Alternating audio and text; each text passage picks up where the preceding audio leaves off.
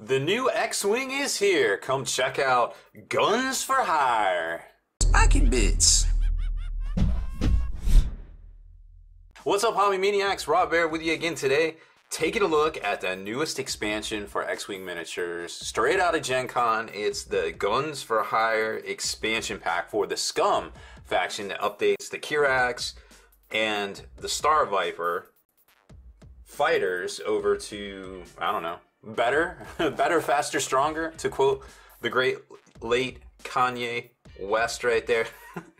So overall, the kit, it's $30 kit, not yet available from Fantasy Flight, but will be out relatively soon. Of course, we know Wave 12 is on the way. We saw a bunch of previews at Gen Con already for all that.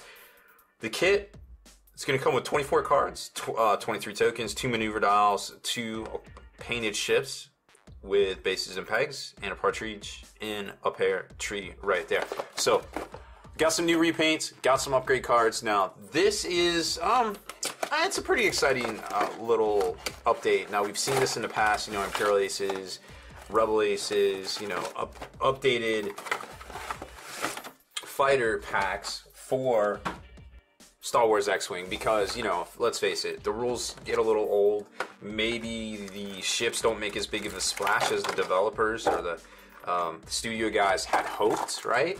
And so they just go, you know, they just don't sell, and we never see them. So they take this opportunity to update the ships from time to time. And here we go. This is the first one for the Scum. Of course, we saw the Sea Rock come out and update the Sick ship. So now we've got updates for these two bad boys right here. Now remember, there is a title already, an existing title, the Virago, for the Star Viper over here. Now, this is a nice little repaint, very well detailed, got that classic red look right there, and then kind of the Black Sun Syndicate look to the Kirax fighter right here. Also very good looking repaint straight out of FFG. Now let's put those aside and talk about some rules. Now, here's a list of all the contents that you can see right here. And there is going to be 4 new condition cards, one set of which is not a unique condition card, 12 upgrade cards, 8 ship cards. Some of these are older ones like Black Sun Ace, Cartel Marauder. We've seen those in the past. Tokens, more tokens, ID dials, whatever, partridge in a pear tree, yada, yada, yada. There is no new rules except for the condition cards themselves, so we should explain how they work. You know, when you activate it, you put the token over on the defender, it becomes active on the defender, so it reads like use and a lot of things like that. So that way, you just read it as it belonging to the defender right there. As far as the upgrade cards, oh, here's the dials too. So we've got Star Viper, of course, we've seen in the past, Kirax as well. So pretty robust right there. Some hard turns at 1, or some turns at 1, decent banks, nothing too crazy. Got your standard K turn right there, and your S loop as well on the Star Viper. I think that was one of the very first ships that had the S loop, of course. Now, upgrade card wise, let's take a look at those. So fighters, we've got the Kirax fighter, and those are the 4 for that. But let's be honest, we've already seen these 2 over there, so we're not going to really talk about them. They were existing in the previous expansion. So we've got Victor Hell, 7 pilot skill, of course the same offensive and defensive input and output, all the same shields, all the same hull right there. This one is a 25-point fighter. When after defending, if you did not roll exactly 2 defense dice, the attacker receives 1 stress token. So that's kind of cool. That could stress out some things if you were negated, or, you know, maybe they did something that you were not able to get any defensive dice, like some negations or something that's going to stress them out. It's got an EPT, it's got missiles and an illicit slot.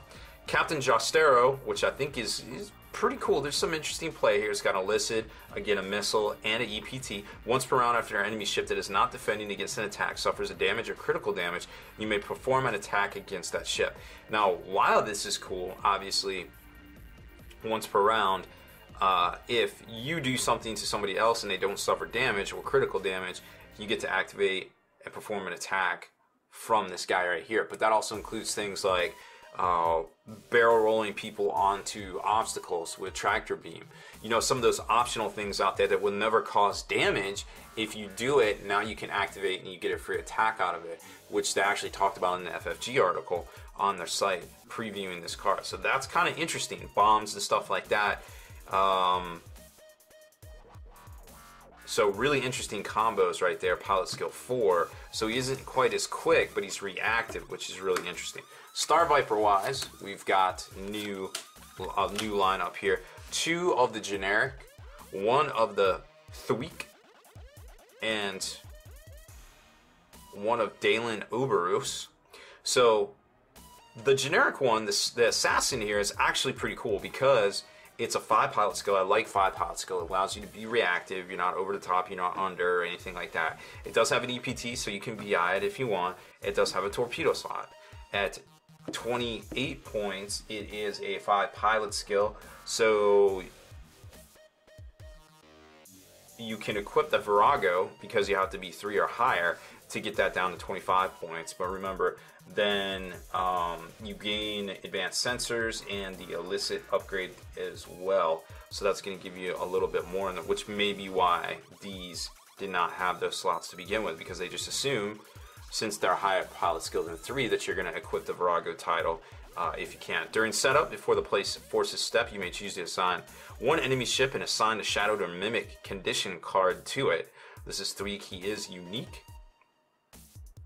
So he's pilot skill 4, so a little slow. It's got the torpedo slot. Again, you can Virago him for advanced sensors as well as illicit slot. Okay, but what's cool about him is he does have the ability to either mimic or shadow.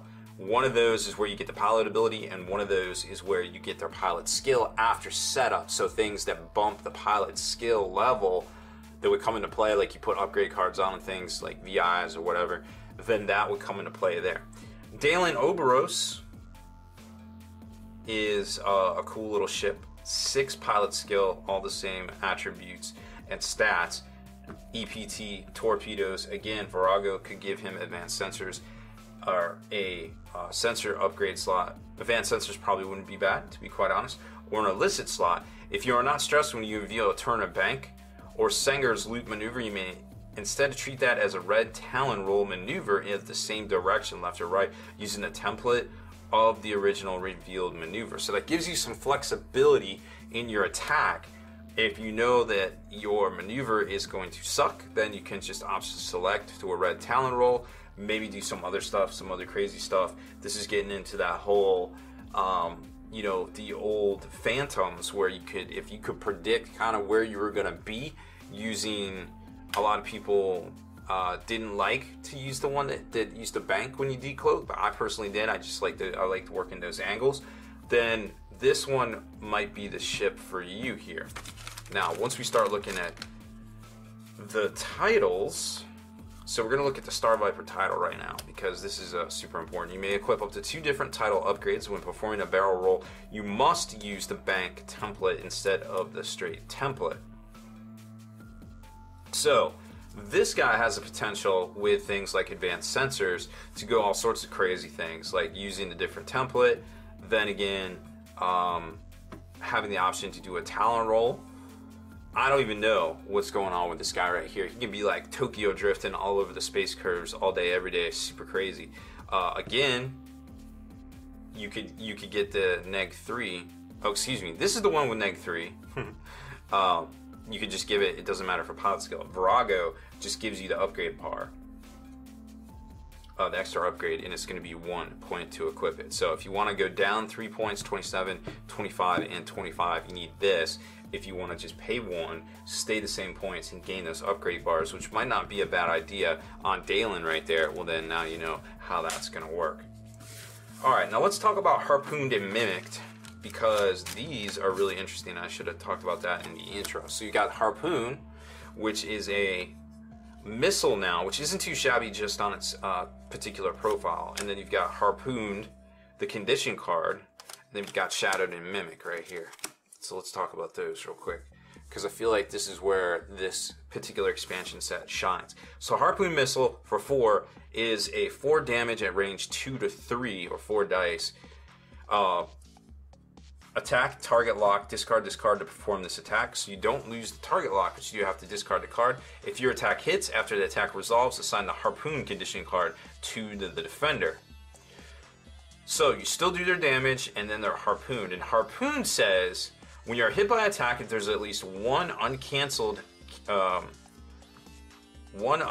critical result, each other ship at range 1 suffers 1 damage, then discard this card and receive 1 face down damage. So whenever you're hit by an attack, if 1 critical gets through, each other ship at range 1, doesn't matter friendly or not friendly, suffers 1 damage.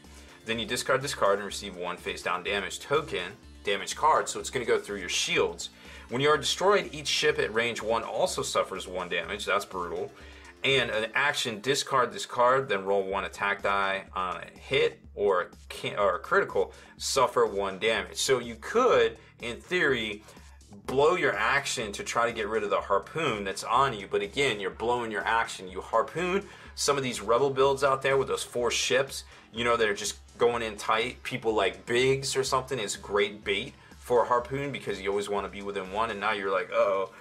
And inherently, it's kind of a weak card for what it does because it's so conditional, but it forces your enemy to make choices. Sometimes they could be bad choices that would benefit you in the long run. So it really doesn't cost you anything. It's just a very chancy, but it could definitely pay off in spades if, you know, something happens or something goes kind of arrayed.